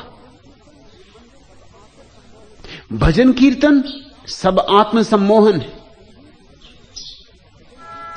संगीत, संकीर्तन, ये सब अपने को भुलावे के ढंग है। मेरे पास भक्त आएगा तो मैं कहूंगा कि पत्थर में भी भगवान है। क्योंकि भगवान ही है तो पत्थर में भी वही होगा। लेकिन पत्थर में तुम्हें तब दिखाई पड़ेगा जब तुम्हें अपने में दिखाई पड़ने लगेगा। अन्यथा पूजा पड़ता, अपनी पत्नी में नहीं दिखाई पड़ता, अपने बच्चे में नहीं दिखाई पड़ता, तुम्हें मंदिर की मूर्ति में कैसे दिखाई पड़ेगा? हां, पत्थर में भी जरूर भगवान है, क्योंकि भगवान अस्तित्व का ही दूसरा नाम है। और पत्थर भी है उतना ही जितना मैं हूं, जितने तुम हो। तो पत्थर के होने में ही तो भगवत्ता है उसकी। मगर पत्थर में देखने के लिए जरा गहरी आंख चाहिए पड़ेगी। अभी तो तुम्हारे पास इतनी थोथी आंखें हैं कि जीवंत मनुष्यों में भी नहीं दिखाई पड़ता, पशु पक्षियों में नहीं दिखाई पड़ता, फिर सभी पत्थरों में भी नहीं दिखाई पड़ता। छेनी से किसी ने पत्थर पर थोड़े से हाथ मार दिए, हथौड़ी चला दी, उसमें दिखाई पड़ता है। या किसी ने किसी पत्थर पर आके सिंदूर पोत दिया, उसमें दिखाई पड़ने लगता है। सिर्फ सिंदूर पोतने से तुम्हें पता है, जब पहली दफा अंग्रेजों ने भारत में रास्ते बनाए और मील के पत्थर लगाए तो बड़ी मुश्किल खड़ी हो गई। क्योंकि मील के पत्थर लगाए, लाल रंग से रंगा, गांव से रास्ते गुजरे, और जिस पत्थर पे भी लाल रंग पुता उसी पे फूल चढ़ा के लोग हनुमान जी समझते। अंग्रेज बड़ी मुश्किल में पड़ गए कि करना क्या। लोग नारियल फोड़े और अंग्रेज पे तो लिखे मील का पत्थर, तो मील कितने मील, आने वाला नगर कितनी दूर। लेकिन गांव के लोग हर महीने 2 महीने में उस पर सिंदूर पोत दें, क्योंकि हनुमान जी को सिंदूर चढ़ाना ही पड़ता है। परत पे परत, जरा सिंदूर पोत दिया तो पत्थर एकदम हनुमान जी हो जाते। और ऐसे तुम्हें हनुमान जी मिल जाएं कहीं रास्ते में तो तुम ऐसे भागोगे।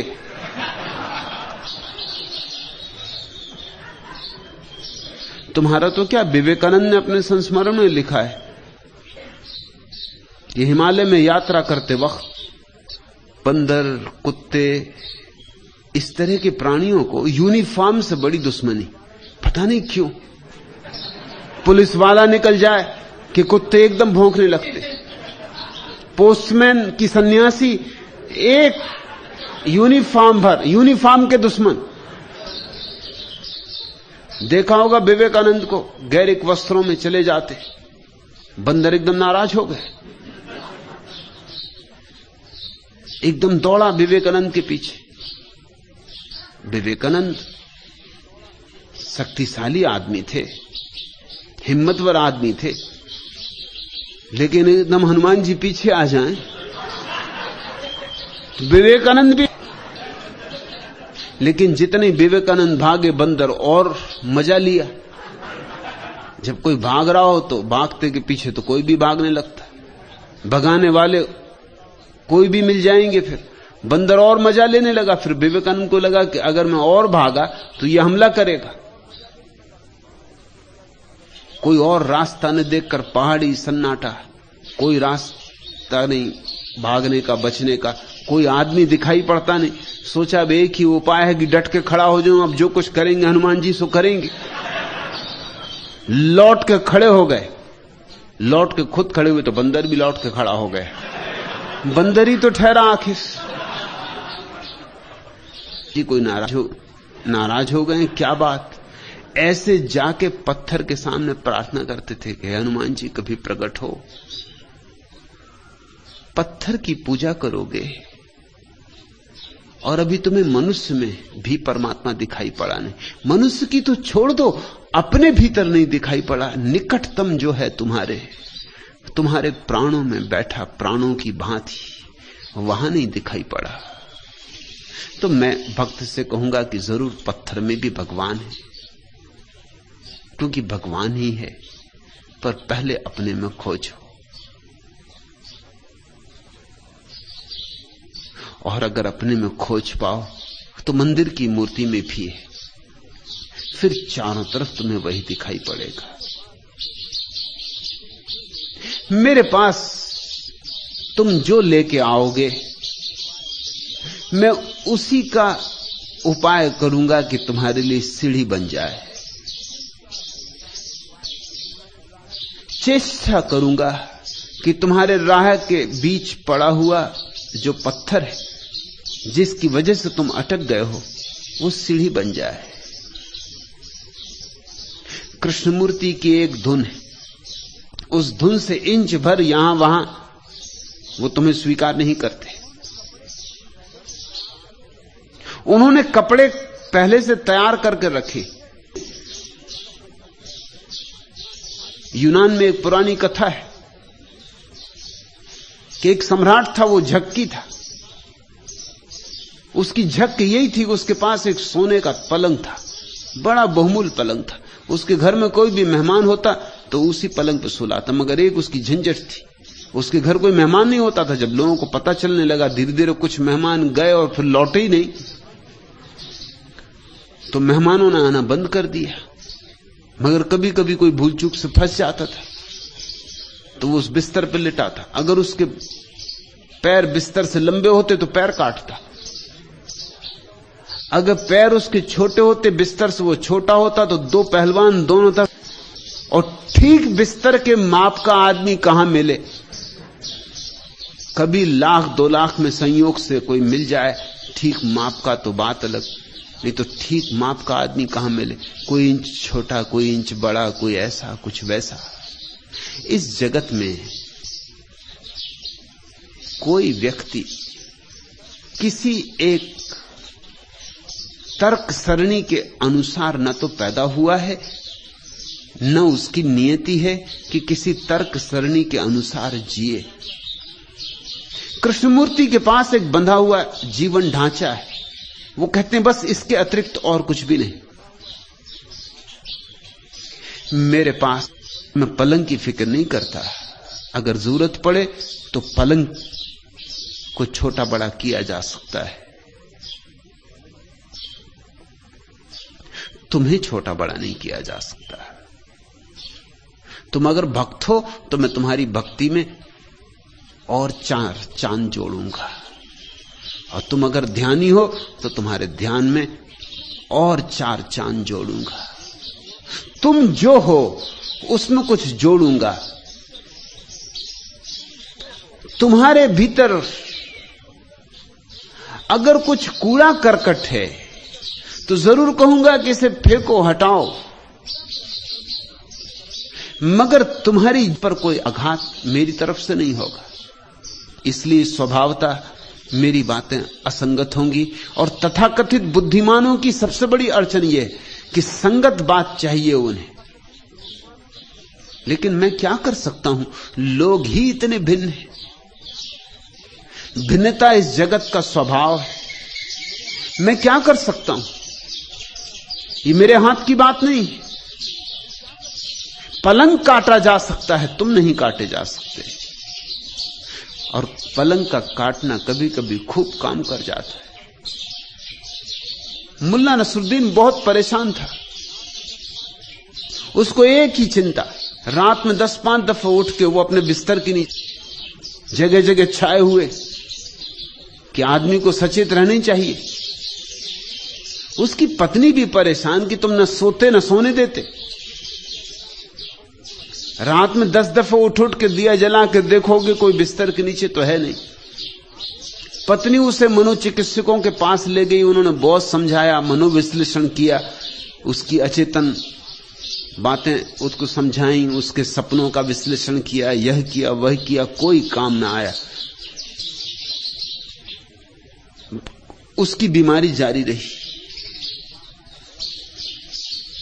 फिर एक दिन मेरे पास आया, बड़ा प्रसन्न था और कहने लगा मेरी सास आई और उसने मामला मिनट में रफा दफा किए कि उठा के आ रहा और मेरे बिस्तर की चारों टांगें काट दी। अब मेरा बिस्तर जमीन पर रखा, अब उसके नीचे कोई छिप नहीं सकता। बड़े बड़े मनोवैज्ञानिक हार गए। अब मैं उठना भी चाहूं तो बेकार। पुरानी आदत से नींद भी खुल जाती तो मैं सोचता हूं क्या साथ, नीचे कोई छिप ही नहीं सकता। उसने पैर ही उड़ा दिए, बिस्तर ही जमीन पे लगा दिया। बिस्तर के पैर काटने हो काट लो, बिस्तर को छोटा करना हो छोटा कर लो, बड़ा करना हो बड़ा कर लो। आदमी को साबित छोड़ो, आदमी के प्रति सम्मान रखो और आदमी की तुम मिलाओगे और उन सब के बीच तुम सोचना चाहोगे कि कोई एक विचार की व्यवस्था खड़ी हो जाए, तो नहीं हो सकेगी।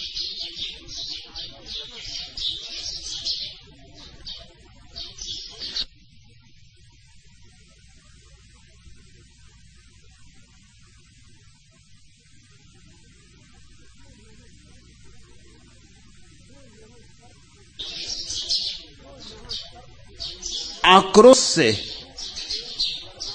अपनी खूब तेज तर्रार रचनाएं, अपनी कविताएं, अपनी शायरी बड़ी देर तक सुनाता रहा।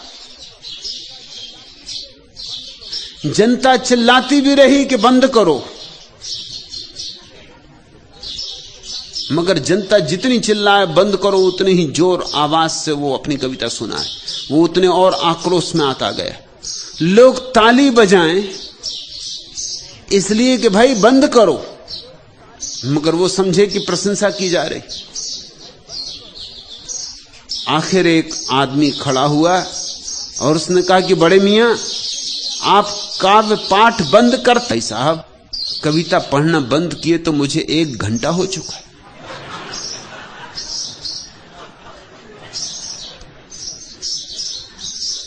जो लोग मुझे तर्क से सुनने आएंगे, जो गणित बिठाएंगे, वो विक्षिप्त हो जाएंगे। जो मुझे भाव से सुनेंगे, ये सत्संग है, यहां कोई शिक्षण नहीं दिया जा रहा है। यहां मैं अपने को बांट रहा हूं, कोई शिक्षाएं नहीं बांट रहा हूं। यहां अपने को लुटा रहा हूं, कोई सिद्धांत नहीं दे रहा हूं। सत्य का हस्तांतरण हो। यह तो दीवानों की बस्ती है और दीवानों के लिए निमंत्रण। यहां अहंकारी आएंगे, अपने आप लौट जाएंगे, क्योंकि समर्पण यहां सूत्र है। यहां अहंकारी आएंगे और उन्हें मेरी बात सुनाई भी नहीं पड़ेगी, क्योंकि यहां शिष्यत्व के बिना कोई बात सुनाई पड़ ही नहीं सकती। यहां तर्कवादी आएंगे और कुछ का कुछ सुनेंगे, क्योंकि यहां जो बात की जा रही है वह प्रेम की, वह तर्क की नहीं।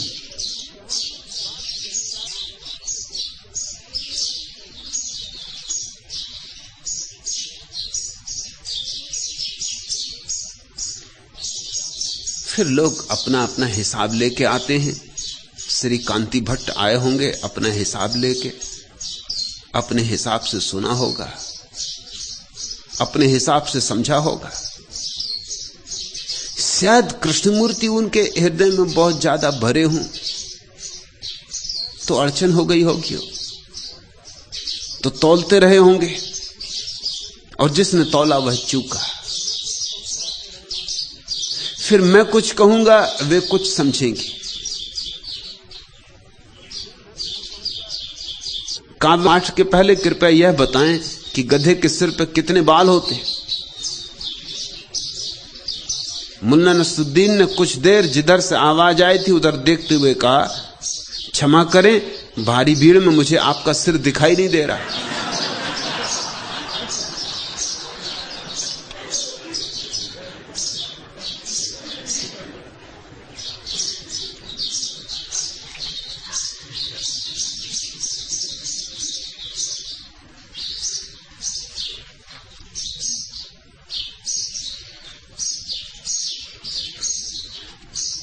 आखिरी प्रश्न,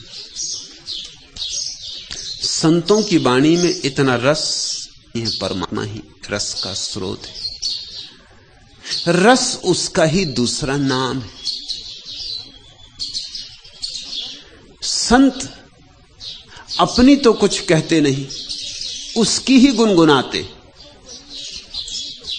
संत तो वही है जिसके पास अपना कुछ कहने को बचा ही नहीं, अपना जैसा ही कुछ नहीं बचा है। संत तो बांस की पोली पोंगरी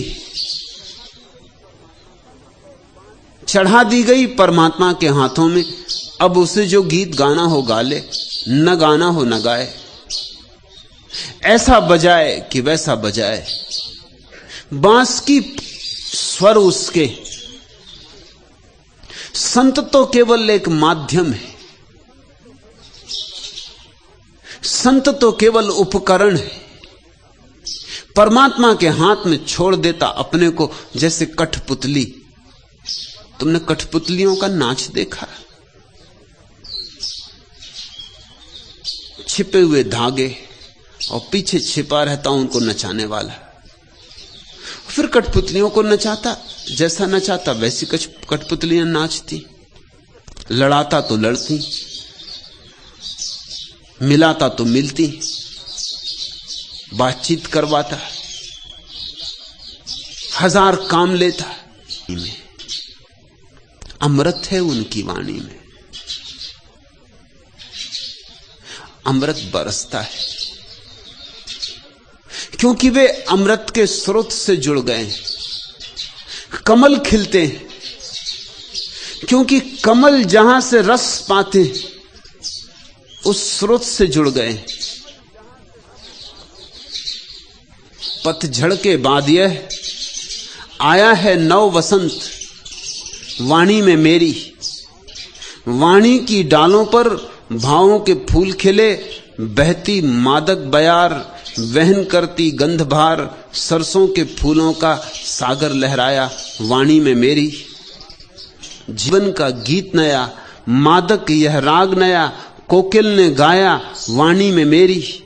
जीवन अनुराग सिक्त उड़ता अरुणिम गुलाल, भावों ने वेदना के, अनुभव ने व्यथा के मीड़ दिए हैं कपोल। अरुणिम आभा का यह नव प्रकाश छाया वाणी में मेरी। आस्था के फूल सजा, श्रद्धा के दीप जला, अक्षत विश्वास और ममता की रोली ले, नवयुग के अर्चन का थाल यह सजाया वाणी ने मेरी। पतझड़ के बाद यह आया है नव वसंत वाणी में मेरी। पहले झड़ जाओ पतझड़ से, पत्ते पत्ते गिर जाएं, तुम्हारा कुछ भी ना। वे अंकुर तुम्हारे नहीं, वे अंकुर परमात्मा के। मिटने की कला सीखो। जिस दिन तुम मिट जाओगे पूरे पूरे, उस दिन परमात्मा तुमसे बहेगा, अहिर्निश बहेगा, बाढ़ की तरह बहेगा। और तब न केवल तुम तृप्त होगे, तुम्हारे पास जो आ जाएगा उसकी भी जन्मों जन्मों की प्यास तृप्त हो जाएगी। पूछते हो तुम वेदमूर्ति, संतों की वाणी में इतना रस किस स्रोत से आया है, और संतों की वाणी से इतनी तृप्ति और आश्वासन क्यों मिलता है? इसीलिए आश्वासन है सकते, याज्ञवल्क्य प्रमाण हो सकते, बुद्ध प्रमाण हो सकते, दरिया प्रमाण हो सकते। प्रमाण तो होता है सदा कोई जीवंत व्यक्तित्व जिसके चारों तरफ एक आभा होती, जिस आभा को तुम छू सकते हो, जिस आभा को तुम स्पर्श कर सकते हो, जिस आभा का तुम स्वाद ले सकते हो, जिसके आसपास एक मधुरिमा होती, एक माधुर्य होता है। जिसके आसपास तुम में अगर खोज हो तो तुम भौरे बन जाओ कि रस पियो। और होता है तो आश्वासन मिलता है कि मैं व्यर्थ ही नहीं दौड़ रहा, कि मेरी कल्पनाओं में, मेरे स्वप्नों में जो छाया उतरी थी वह छाया ही नहीं, माया ही नहीं, सत्य भी हो सकता है। जो मैंने मांगा है वह किसी को मिल गया है तो मुझे भी मिल सकता है। जो मैंने चाहा है किसी में पूरा हुआ है तो मुझ में भी हो सकता है। मुझ जैसे ही हड्डी मांस मज्जा के व्यक्ति में जब ऐसी अनंत शांति और आनंद का आविर्भाव हुआ है तो मुझ में भी होगा। इसलिए आश्वासन मिलता है। संतों के पास बैठकर चरण जहां सिर अपने से झुक जाए, झुकाना ना पड़े।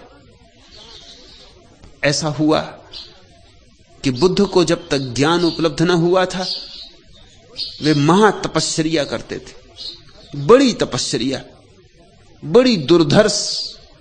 अपने शरीर को गलाते थे, सताते थे, उपवास करते थे, धूप में खड़े होते, शीत में खड़े होते, सूख गए थे। बड़ी सुंदर उनकी देह थी जिस दिन राजमहल छोड़ा था, फूल सी सुकुमार उनकी देह थी।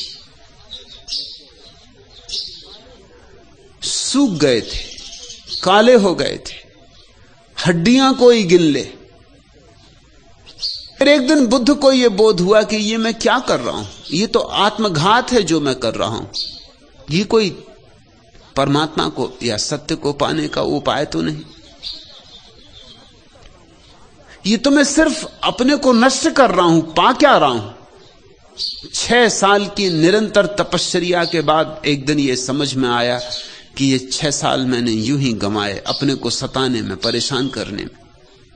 ये तो हिंसा है, आत्महिंसा। उसी क्षण उन्होंने उस आत्महिंसा का त्याग कर दिया। स्वभावता जो 5 शिष्य उसी आत्महिंसा से प्रभावित होकर उनके साथ थे, उन्होंने कहा ये गौतम भ्रष्ट हो गया। तो पीपल के देवता को थाली भर के खीर चढ़ाऊंगी। वो गर्भिणी हो गई थी, वो सुजाता नाम की स्त्री सुस्वादु खीर बनाकर पीपल के वृक्ष को चढ़ाने आई थी। पूरे चांद की रात पीपल का वृक्ष, उसके नीचे बुद्ध विराजमान। उसने तो यही समझा कि पीपल के देवता स्वयं प्रकट होकर मेरी खीर स्वीकार कर रहे हैं। और कोई दिन होता तो बुद्ध ने इंकार कर दिया होता, क्योंकि एक तो रात थी, रात्रि भोजन। खीर को स्वीकार करते देखकर 5 शिष्य उठकर चले गए। गौतम भ्रष्ट हो गया। रात्रि भोजन, अनजान अपरिचित स्त्री के हाथ से बनी हुई खीर, पता नहीं ब्राह्मण है, शूद्र है, कौन है, क्या है। रात्रि का समय, एक बार भोजन का नियम तोड़ दिया, छोड़कर चले गए। फिर बुद्ध को उसी रात ज्ञान भी हुआ। उसी रात की पूर्णता पर सुबह होते जब सूरज का अंतिम तारा, जब रात का अंतिम तारा डूबता था और सूरज कहूं बांटूं, बहुत वर्षों तक मेरे पीछे रहे, अभागे। जब घटना घटने को थी तब छोड़कर चले गए। तो बुद्ध उनकी तलाश में निकले, उनको बामुश्किल पकड़ पाए। वो काफी दूर निकल गए थे। वो नए गुरु की तलाश में आगे बढ़ते चले गए। जिस गांव बुद्ध पहुंचते पता चलता है कि कल ही उन्होंने गांव छोड़ दिया। बस ऐसे बुद्ध उनको खोजते खोजते सारनाथ में पकड़े। इसलिए सारनाथ में बुद्ध का पहला प्रवचन हुआ, पहला धर्म चक्र प्रवर्तन हुआ।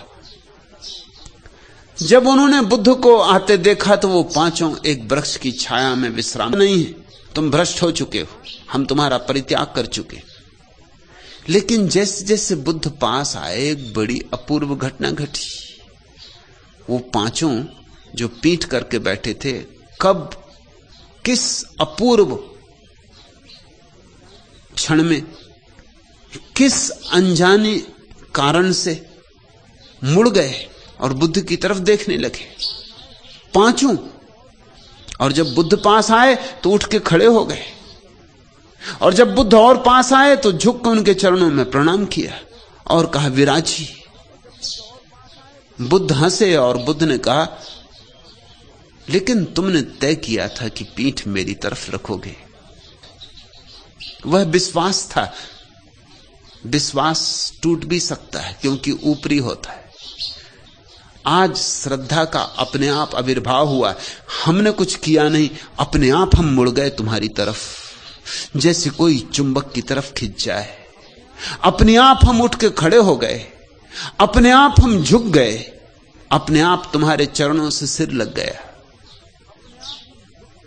संत प्रमाण।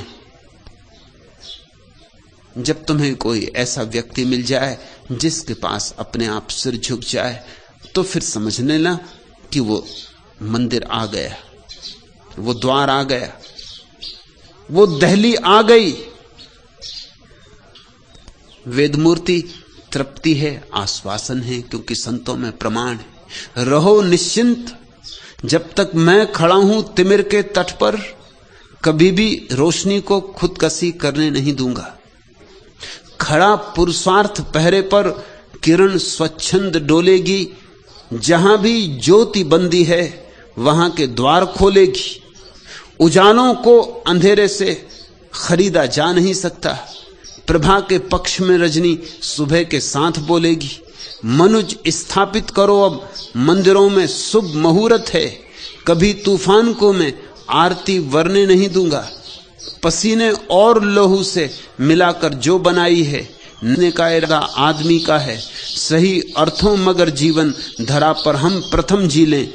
तुम्हें आश्वस्त करता हूं, पदार्थों के छली युग को कभी भी आस्था का सील में हरने नहीं दूंगा। रहो निश्चिंत, जब तक मैं खड़ा हूं तिमिर के तट पर, कभी भी रोशनी को खुदकुशी करने नहीं दूंगा। संत की उपस्थिति पर्याप्त है। जिनके पास देखने को आंखें हैं और सुनने को कान हैं और अनुभव करने को हृदय है, उनके लिए संत की उपस्थिति पर्याप्त है कि परमात्मा है। इसलिए आश्वासन है